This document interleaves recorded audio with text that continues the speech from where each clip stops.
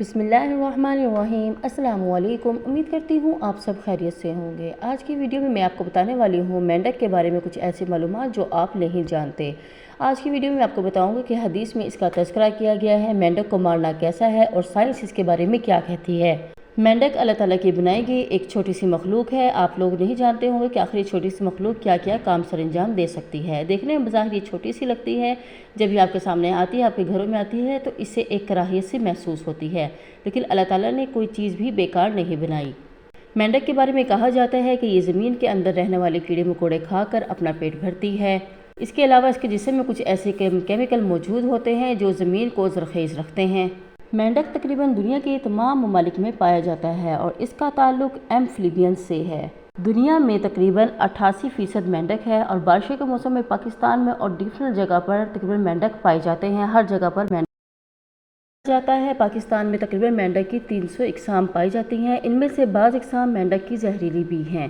کہا جاتا ہے قدیم لوگ اس کو جب جنگ کے لیے یوز کرتے تھے تو تیر کے اوپر مینڈک کا خون لگا کر استعمال کرتے تھے، کیونکہ وہ بہت زہریلی ہوتی تھی۔ اسے آگے جس کو تیر مارا جاتا تھا وہ انسان فوراً مر جاتا تھا۔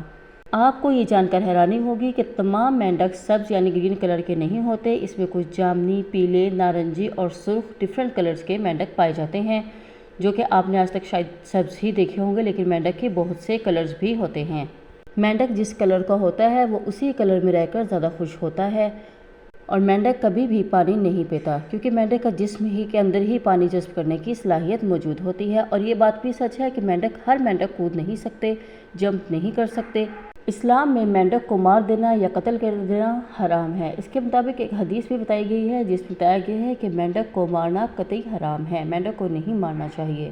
حضور اکرم صلی اللہ علیہ وسلم نے فرمایا کہ مینڈک کو مت مارو، یہ کثرت سے اللہ تعالیٰ کا ذکر کرتا ہے، یہاں تک کہ ٹرٹر کی جو آواز نکالتا ہے یہ اللہ تعالیٰ کا ذکر بیان کر رہا ہوتا ہے۔ مینڈک صرف چھونے سے ہی انسان کو ہلاک کر سکتا ہے۔ اگر کوئی انسان اس کو ہاتھ میں صرف چند سیکنڈ کے لیے ہی رکھ لے تو یہ اپنے جسم سے ایسے کیمیکل خارج کرتا ہے جو انسان کے ہاتھ کی سکن میں جذب ہو جاتے ہیں اور وہ جا کے دل کی بیماری کا باعث بنتے ہیں۔ فوراً ہی انسان کو ہارٹ اٹیک جیسی علامات واضح ہو جاتی ہیں اور انسان ہارٹ اٹیک کا شکار ہو جاتا ہے۔ اگر مینڈک کے زہر کا ایک قطرہ لے کر آپ لوگ سیو کر کے رکھ لیتے ہیں، 2 سال کے بعد بھی وہ اتنا ہی تیز ہوگا، اس میں اتنا ہی اثر ہوگا جیسے پہلے دن تھا۔ یہ تھی میری آج کی دلچسپ ویڈیو، یقیناً آپ کو پسند آئی ہوگی۔ پلیز ویڈیو کو لائک کرنا مت بھولیے گا۔ شکریہ، اللہ حافظ۔